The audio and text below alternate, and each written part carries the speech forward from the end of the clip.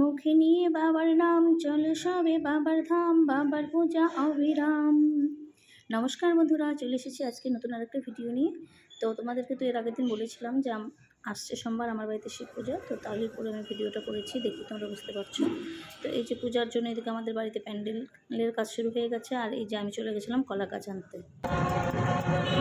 মুখ চোখের যে অবস্থা হয়ে গেছে আমার, আর ভিডিও করে আসছে কি কেউ কে আসবে না। আর আমার গলার অবস্থা শুনে বুঝতেই পারছো আমার গলার অবস্থাটা খুব খারাপ। আর এই ভিডিওটা কয়েকদিন আগে ছিল, মানে গেল সোমবারে।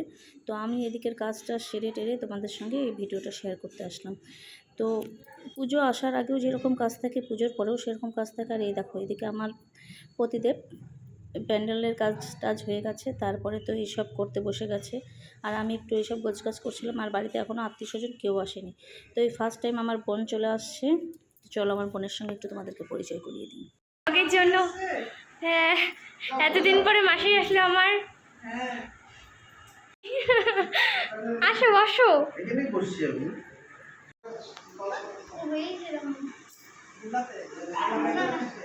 কি আনছো? কিসের আচার? ও, গাছের আমের আচার।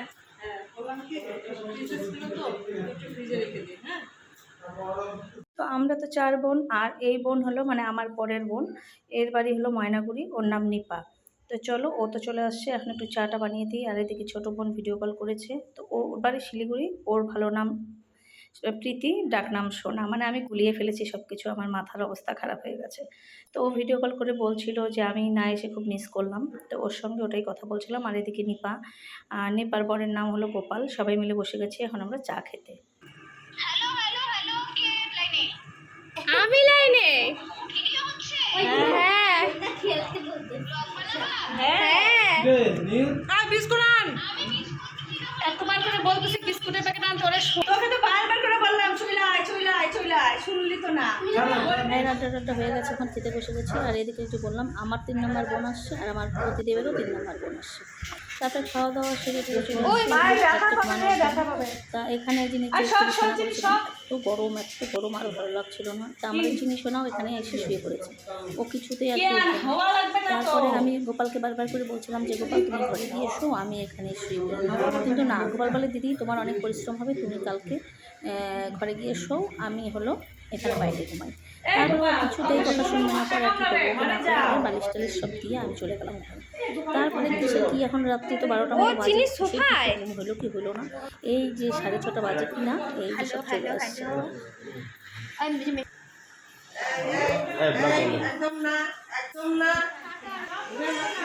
নিপার ঘুম হয়নি, নিপা বারবার বলছিল একদম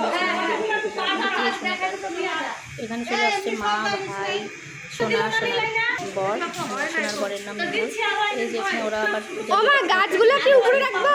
মা, নিপা, রুমা সবাই মিলে পূজা করছিল, আমি আর আমার এই কী শর্ট করেছে না সেগুলি করছিলাম। তো একটা পূজার জোগাড় করতে কত কিছু লাগে তোমরা তো ভালো করেই জানো, সেসব আর আমি ডিটেলসে তোমাদেরকে বলছি না। আর এদিকে এটা কিসের প্রস্তুতি চলছে, এখানে যে ভাঙের পাতা দিচ্ছ এগুলো, আর যে কাজু কিশমিশ পেস্তা সব কিছু না, আমার ব্লগ আছে তো ওটা, মানে সব দেখাচ্ছি, মানে সব কিছু বলিয়ে আমি একসঙ্গে করে ফেলেছি, কিছু করার না। আর এদিকে যে ঢাকি দাদারা চলে আসছে, এদিকে বারোয়ারি খিচুড়ি করার জন্য ওরা বসে গেছে। আর এই যে দীপিকা এখন পাটা ধোয়া ধুই করছে,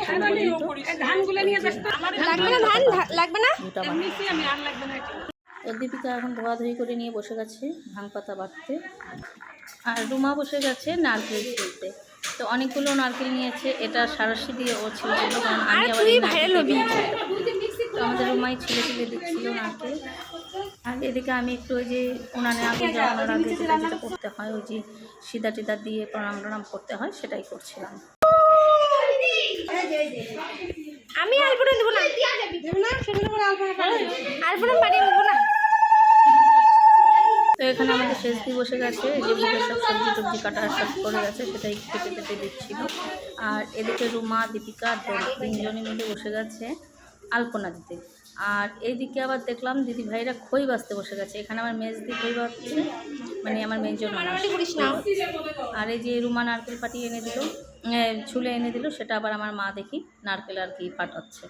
মা নারকেল ফাটিয়ে দিল, বড় যা, আমার বড় যা বদ্দি ভাই, ও আবার নারকেল কোড়াতে বসে গেছে। আর এই যে আমার মেজদি ভাইয়ের সঙ্গে এই যে আমার মেয়ের কি শুরু হয়ে গেছে, মুখ দেখাবে না আর ও দেখিয়েই ছাড়বে। তো যাই হোক, হাই বলো পিপি, ও পিপি, এই যে দেখছি এবার দেখাচ্ছে, এবার দেখাচ্ছে, এবার দেখাচ্ছে, এবার আর আমি এদিকে মালা গাঁথতে বসে গেছিলাম, কারণ এই যে 100 টাকা মালাটা গাঁথতে হবে, তো আমি সেটারই আর কি বসছিলাম। এই যে এখন শুরু করলাম মালাটা গাঁথা। এরপরে আবার যেতে হবে নদীতে, আর নদী থেকে জল নিয়ে আসতে হবে।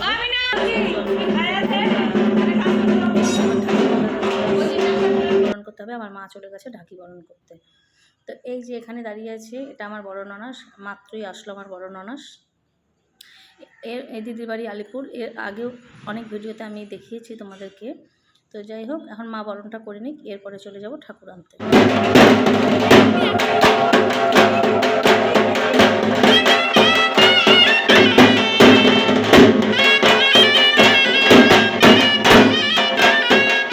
আমরা এখন ঠাকুর নিতে চলে এসেছি, আর ঠাকুর নিয়ে আমরা এখন বাড়ি থেকে রওনা দিয়ে দিয়েছি। এখন বাড়িতে গিয়ে ঠাকুরকে ঘরে নেবার পালা। তো এই যে আমাদের ভোলে বাবা সবার মঙ্গল করুক, সেই কামনা করেই আর কি পুজো করা। তো চলে আসবো নেক্সট দিন এর পরের পার্টটা নিয়ে, কারণ এর থেকে বড় করা যাচ্ছে না, অনেকটাই বড় হয়ে গেছে ভিডিওটা।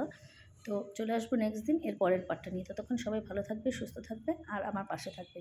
তো কেমন লাগলো আমার ভিডিওটা অবশ্যই একটা কমেন্টে জানিয়ে দেবে।